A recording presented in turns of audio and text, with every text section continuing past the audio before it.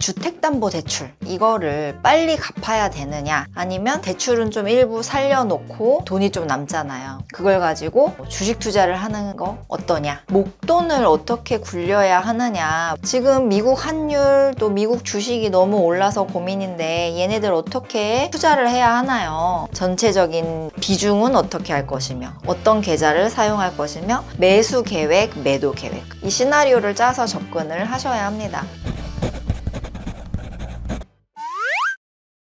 안녕하세요, 리치만 그릿입니다. 제가 신년 이벤트로 저에게 평소에 유튜브나 또 수강생 분들이나 저한테 많이 하셨던 질문이 있어요. 그래서 부동산이나 주식 투자 관련해서 해주셨던 질문들에 대해서 저의 생각을 한번 말씀을 드리려고 해요. 이렇게 제가 그 네이버 카페에서 미리 궁금한 점들을 질문을 받았었거든요. 끝까지 보시면 도움이 되실 거예요. 물론 정답은 없고요. 저의 개인적인 생각일 뿐이에요. 그래서 참고하면 도움이 되실 것 같아요. 일단 자주 하셨던 질문 첫 번째는요. 주택담보대출 이거를 빨리 갚아야 되느냐, 아니면 대출은 좀 일부 살려놓고 돈이 좀 남잖아요. 그걸 가지고 주식 투자를 하는 거 어떠냐, 이 두 개 중에서 이제 고민이다, 이런 분들이 많으시거든요. 저도 옛날에 다 했던 고민들이고요. 근데 제가 내린 결론은요, 주택담보대출은 좋은 대출이다. 그게 제가 내린 결론이었어요. 그래서 저도 항상 주택담보대출을 항상 갖고 있어요. 얼마 정도인지도 말씀을 드리자면 한 3, 4억 정도는 갖고 있었거든요. 항상 아파트 값은 한 15억 정도 되고요. 그 정도 대비해서 3, 4억이면 몇 퍼센트죠? 20%에서 30% 정도? 아파트 가격에서 그 정도는 주담대를 쓰고 있다. 왜냐면은 주담대 대출은 지금 한 4% 가까이 될까요? 예전에는 막 2%대도 되고 그랬는데 지금 4%대니까 저는 투자로 얻는 수익률이 그 4%를 초과하거든요. 훨씬. 그렇기 때문에 저는 이 대출금을 다 갚지 않고 투자하는 데 활용을 하죠. 그러니까 여러분들도 생각해야 될 것은 일단 주담대의 그 질이 좋아야 돼요. 제1금융권이나 뭐 이런 데서 받은 한 4% 정도의 그런 좋은 대출이면은 가져가도 괜찮다. 왜냐면 부동산 아파트 값도 오를 것이고, 물론 여기서 전제 조건은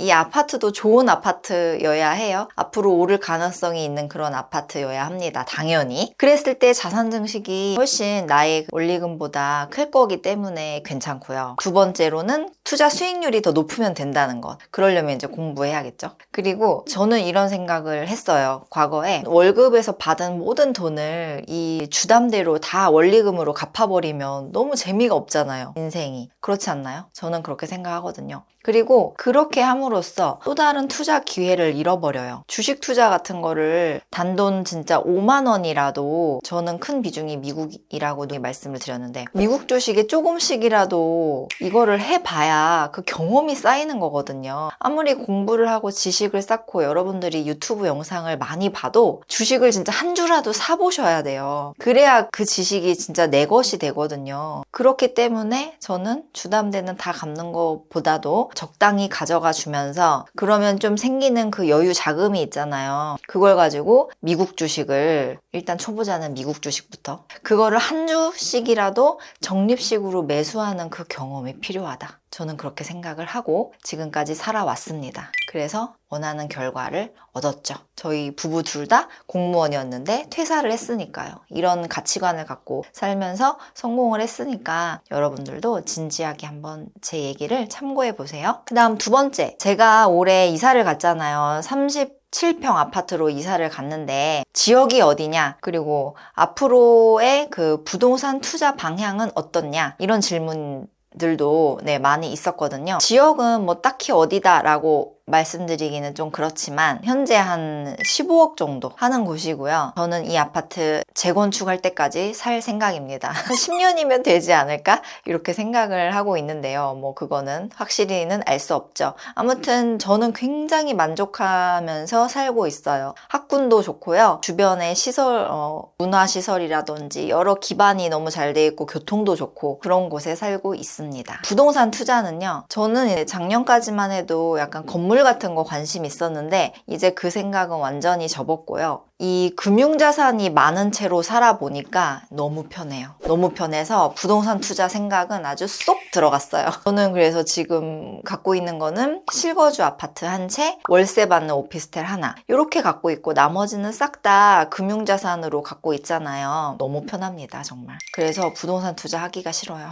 그래서 저는 계속 금융자산과 이 달러, 저의 금융자산의 대부분은 미국이고요. 그렇기 때문에 달러를 갖고 있죠. 그래서 요즘 달러도 좋아서 아주 좋은데요. 이 생각은 해요. 아주 경제 대공황이 온다. 리먼 사태급, IMF 이 정도가 와서 부동산 가격이 진짜 폭락을 한다. 그러면 그때는 뭐 매수해볼 생각은 있습니다. 왜냐하면 저의 달러가 올라가 줄 거기 때문에. 그렇게 경제 위기가 오면 달러가 또 훅 치고 올라가잖아요. 그래서 그러면 그 달러를 갖고 우리나라의 그 폭락한 아파트를 줍줍 해보자. 이런 시나리오 정도는 갖고 있습니다. 근데 그렇게 큰 경제 위기가 아니면 하지 않을 거예요. 세 번째, 목돈을 어떻게 굴려야 하느냐, 목돈 투자 방법에 대해서 또 궁금해 하셨어요.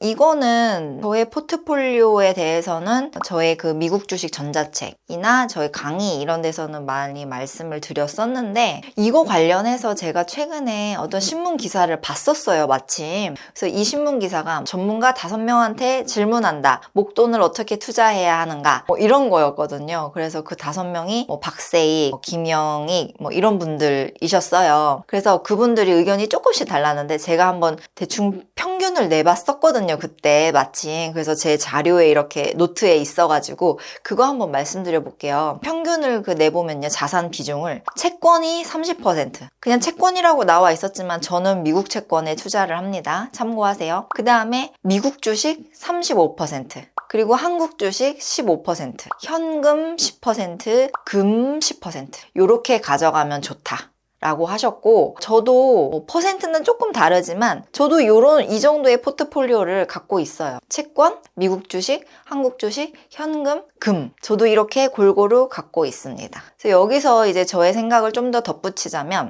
미국 주식, 한국 주식 합쳐서 50%잖아요. 그 주식 50%도요. 두 가지 종류로 나눠서 생각을 해보세요. 장기 투자, 수익 실현 투자. 그리고 또 그 주식 중에서 배당주는 또 얼만큼을 할 것이냐. 이것도 이렇게 정하셔야 돼요. 좀 더 디테일하게 퍼센트를. 그런 다음에는 또 계좌 자체도 고민을 하셔야죠. 절세 계좌 있죠. 연금저축, 퇴직연금, IRP, ISA, 그리고 이제 일반 계좌. 이 각각의 계좌별로 어떻게 활용할 것이냐. 이 계좌는 뭐를 살 거고, 이 계좌는 뭐 배당주를 살 거고, 일반 계좌에서는 미국에 직접 투자를 할 것이고, 이런 계좌별로 또 계획을 만들어 보셔야 돼요. 그래서 목돈은 이런 식으로, 일단 여러분들이 목돈이 얼마 있는지 모르겠지만, 1억이 있다. 그러면 그거를 이런 식으로 분산을 먼저 포트폴리오를 큰 계획을 먼저 짜셔야 돼요. 채권 몇 퍼센트, 주식 몇 퍼센트 이런 식으로 이해되시죠? 그렇게 한 다음에 그 안에서 또 디테일하게 장기 투자, 수익 실현 투자, 배당주 투자 그리고 계좌는 뭐를 사용할 것인지 이런 식으로 계획을 짜 나가시면 됩니다. 저도 이렇게 목돈 투자를 하고 있어요. 그 다음에 4번입니다. 주식을 매수하고 매도하는 저만의 기준이 있나요? 궁금합니다. 이거요. 제가 아무래도 장기 투자도 하면서 수익 실현도 하잖아요. 그래서 수익 실현도 많이 잘 하고 있기 때문에 이렇게 질문을 주신 것 같아요. 일단 매수부터 보자면요. 제가 위에서도 말씀드렸듯이 장기 투자, 수익 실현 투자 분리를 해야 되는데 장기 투자에 해당하는 것이 자산 배분, 뭐 배당주 투자 이런 것이 있잖아요. 그러면은 이런 거는 저는 일단 기본적으로는 무지성 분할 매수를 합니다. 우리 구독자분들께 도움을 드리기 위해서 실제로 연금저축이랑 이런 거 매수해 나가는 현황을 제가 한 달에 한 번씩 공개해 드리고 있잖아요. 그런 식으로 그냥 무지성 매수를 해요. 근데 그렇게 하면서 또 가격이 싸지잖아요. 그럼 그럴 때는 더 살 거예요. 그런 전략을 갖고 있습니다. 평소에 규칙적으로 사고 쌀 때는 더 많이 산다. 이런 전략으로 하고 있고요. 만약에 수익 실현 투자는요. 저의 매수 기준은 무조건 쌀 때. 좋은 건데 저렴할 때 삽니다. 제 1원칙은 그거예요. 저렴할 때 산다. 저의 기준은 그래요. 다양한 기준이 있어요. 사람마다. 근데 저는 그렇습니다. 비싼 거 사면 저는 좀 쫄리더라고요. 스트레스 받고. 그래서 수익 실현 투자는 철저히 저렴할 때, 좋은 건데 저렴할 때 삽니다. 안 좋은 건데 저렴하다고 사면 안 돼요. 그리고 또는 살짝 올랐어도 그 이평선이 골든 크로스가 발생하면은 그때도 저는 또 좋게 생각하고 매수를 하는 편입니다. 골든 크로스. 예전 영상에서 제가 말씀을 드렸었는데요. 이평선이 5일선, 11선 이런 이평선이 21선, 61선 뚫고 올라가면 이제 골든 크로스라고 하는데 그때도 이제 좋게 봐요. 골든 크로스가 생기면서 이평선들이 정배열이 되면 아주 예쁜 차트가 되기 때문에 그때도 관심을 갖고 매수를 합니다. 조금 올랐어도. 너무 올랐을 때는 안 해요. 좀 올랐는데 골든 크로스다? 그럼 그때는 좋은 신호로 생각하고 매수를 합니다. 그 다음 매도는요. 단기 투자 매도는 기본적으로 리밸런싱 할 때만 하죠. 리밸런싱은 6개월, 1년 이런 식으로 정기적으로 하고 기본적으로. 그런데 내가 갖고 있는 자산들이 너무 그 수익률 차이가 벌어졌을 때 그러니까 뭐 주식은 마이너스 막 20%가 됐는데 채권은 마이너스 20%다. 그러면 이럴 때도 약간 주식을 팔아서 채권을 산다 이런 식으로 수시, 그런 걸 수시 리밸런싱이라고 해요. 그런 것도 할 수 있겠죠. 어쨌든 매도는 이런 식으로 리밸런싱 할 때 또는 돈이 필요할 때 제가 기본적으로 배당금으로만 한 1억 정도가 1년에 배당금으로 들어오거든요. 근데 그거 말고 돈을 더 써야 된다. 그랬을 때는 뭐 좀 매도를 할 수 있겠지만 저는 또 수익 실현 투자를 하기 때문에 그럴 일은 없지만 만약에 여러분들이 어떤 다른 데서 돈이 나올 데가 없는데 돈이 필요하다. 그럼 그럴 때 이제 매도를 하겠죠. 장기 투자의 경우는요. 그 다음에 수익 실현 투자의 경우는 저는 이제 언제 매도를 하냐면 제가 애초에 투자를 이제 시작할 때 생각한 수익률에 도달하면 매도를 하고요. 아직 그 수익률에 도달하지는 못했는데 거래량이 너무 장대 거래량이 터지면 그때도 매도를 해요. 왜냐하면 보통 이 장대 거래량이 터지면 더 올라가기도 하는데 그걸 기점으로 떨어지기도 하거든요. 그래서 그럴 때도 매도하고 아까 골든 크로스랑 반대로 데드 크로스 발생했을 때 정배열로 해서 잘 가다가 이평선이 꺾여 내려갈 때 데드 크로스가 발생하면서 역배열된다. 그럴 때도 매도를 하고요. 그 다음에 또 지금 현재 A라는 것에 투자를 하고 있는데 더 좋은 투자처가 있을 때 B라는 투자처가 이제 판단해 봤을 때 더 좋은 것 같은 거예요. 그러면 이렇게 갈아타기도 하죠. 그래서 그때도 매도를 합니다. 갈아타기 할 때. 더 좋은 종목이 보일 때. 그런 식으로 해서 매도를 하고 있습니다. 그 다음에 5번째, 지금 미국 환율 또 미국 주식이 너무 올라서 고민인데 얘네들 어떻게 투자를 해야 하나요? 이런 질문도 이런 고민도 정말 많이 하시죠. 진짜 고점인 것 같다는 생각은 저도 들어요. 그치만 계속 그냥 구경만 하고 있으면은 포모 현상이 일어날 수도 있고 저는 적당히 투자에는 발을 담궈야 된다. 손실을 보더라도 그렇게 생각하는 주의여서요. 여러분들이 만약에 이렇게 장이 많이 올랐을 때는요. 여러분들이 한 달에 한 100만 원 정도를 원래는 적리식 투자를 할 여유 자금이 있어요. 근데 이럴 때는 100만 원을 다 사지는 않고 한 20만 원. 이 정도만 발을 담궈 보는 거예요. 매달. 비싸더라도 하긴 해야 돼요. 무조건. 그렇게 발을 담궈 나가다가 이제 점점 만약에 떨어진다. 그러면 아주 땡큐죠. 그때 그동안 모아놨던 돈으로 더 사고 그러면 이제는 주식이 많이 하락하고 환율도 안정되면 환율까지는 모르겠어요. 환율은 정말 예측이 안 되거든요. 저는 그냥 환율은 별로 신경을 안 써요. 주식이 많이 떨어지면 그때는 100만 원씩을 계획대로 가는 거죠. 이런 식으로 가셔도 좋고요. 만약에 목돈이다. 내가 한 1억이 있다. 1억이 있는데 미국 주식을 하고 싶다. 그러면은 이것도 뭐 비슷한 전략이에요. 1억이면은 이 중에서 한 1,000만 원, 2,000만 원 이 정도만 일단은 사세요. 그리고 그 다음에는 내가 몇 프로 조정이 올 때마다 얼마씩을 사겠다. 이렇게 그 분할, 적립식 매수 계획을 세우셔야죠. 이 계획을 짤 때 이제 도움이 되는 것이 차트인데요. 지지선, 저항선, 이평선 이런 것들을 이제 참고를 해서 나는 현재 가격에서 뭐 몇 퍼센트 떨어지면 얼마를 사고 또 몇 퍼센트 떨어지면 얼마 사고 이런 식으로 계획을 짜셔야죠. 투자라는 게 결국은 다 시나리오를 짜는 거예요. 여러분들이 감독이 되는 거예요. 그래서 그 각본에 시나리오를 짜셔야 돼요. 투자 시나리오를. 전체적인 비중은 어떻게 할 것이며 어떤 계좌를 사용할 것이며 매수 계획, 매도 계획 이 시나리오를 짜서 접근을 하셔야 합니다. 그래서 반드시 공부만으로 되지 않는다는 게 바로 이런 거예요. 여러분들이 아무리 책을 읽고 유튜브를 들어도 실제로 해보지를 않으시면 아무런 도움이 되지 않습니다. 그래서 꼭 행동을 해보시기를 바라요. 그래서 오늘 원래 자주 묻는 질문 일단 1편 많거든요. 질문이 많으셔가지고 1편에서 제가 질문 10개를 준비했는데 지금 시간이 많이 가네요. 오늘 5개까지만 하고 다음 편에서 또 이어서 한번 쭉 해볼게요. 언제가 될지는 모르겠지만 계속 꾸준히 한번 해보겠습니다.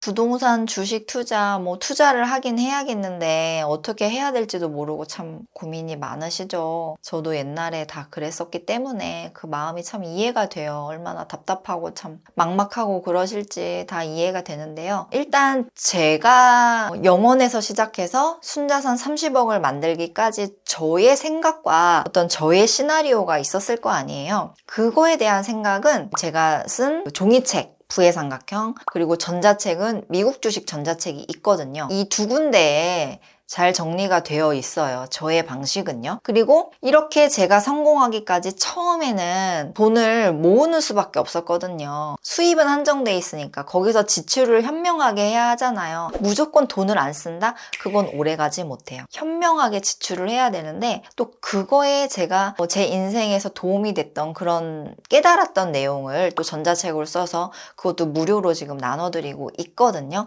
지금 한 2만 명 넘게 받아 가셨더라고요. 도움 많이 되셨으면 좋겠어요. 그래서 무료 전자책 저희 이 평생교육원 홈페이지에 있으니까 그 전자책이랑 한번 꼭 받아가지고 하나라도 실천을 한번 해보셨으면 좋겠어요. 그러면 다음 영상에서 또 만날게요. 좋아요, 구독해 주시고요. 다음에 또 만나요. 여러분들 건강하시고 부자 되세요.